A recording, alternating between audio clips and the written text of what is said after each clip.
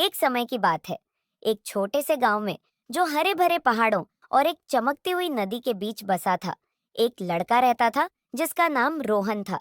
रोहन बहुत जिज्ञासु और साहसी बच्चा था।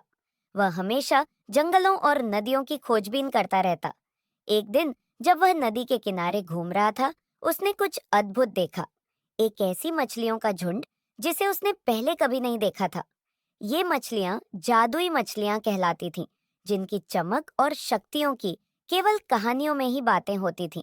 उनकी चमकती हुई सुनहरी, चांदी जैसी और नीली चमकती हुई त्वचा थी। कहा जाता था कि ये मछलियां मनोकामनाएं पूरी कर सकती हैं, लेकिन केवल उन्हीं के लिए जिनका दिल सच्चा और इरादे नेक हों। गांव में इन मछलियों को गुल्लू कहा जाता था, एक नाम जो पीढ़ी दर पीढ़ी चला आ रहा था। रोहन उन मछलियों की सुंदरता से मोहित हो गया और उन्हें ध्यान से देखता रहा। मछलियां पानी में इस तरह तैर रही थीं जैसे वे प्रकाश की लहरें बना रही हों।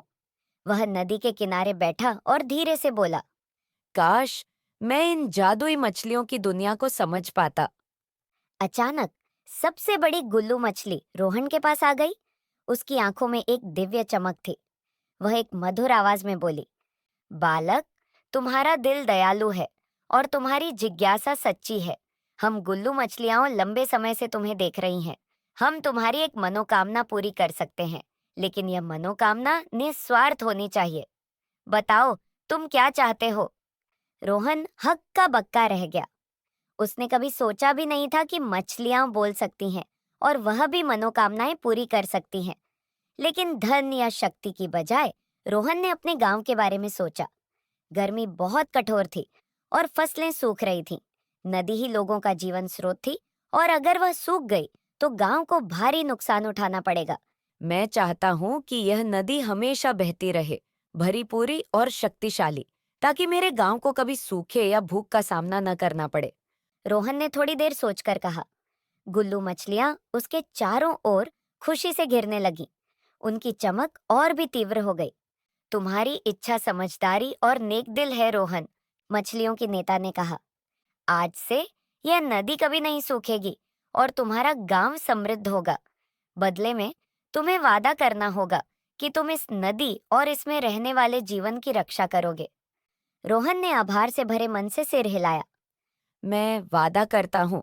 उसने ईमानदारी से कहा। जैसे ही उसने ये शब्द कहे, जादुई मछलियां पानी से बाहर कूद पड़ीं। आसमान में एक चमकदार आर्क बनाते हुए वापस नदी में समा गईं। नदी में एक नई ऊर्जा दौड़ने लगी और पानी पहले से कहीं अधिक तेजी से बहने लगा। उस दिन के बाद से नदी कभी नहीं सूखी और गांव में समृद्धि छा गई। रोहन ने अपना वादा निभाया, यह सुनिश्चित किया कि नदी का सम्मान किया जाए और जादुई गुल्लू को कभी परेशान न किया जाए। गांव में हर साल उस दिन को मनाया जाने लगा जब नदी को आशीर्वाद मिला था और सबको उस बहादुर और निस्वार्थ लड़के रोहन की कहानी सुनाई जाती। इस तरह रोहन और जादुई मछलियों की कहानी गांव में हमेशा के लिए जीवित रही। एक ऐसा सबक जो मानव और प्रकृति के बीच सामंजस्य और एक शुद्ध हृदय की शक्ति की याद दिलाता रहा।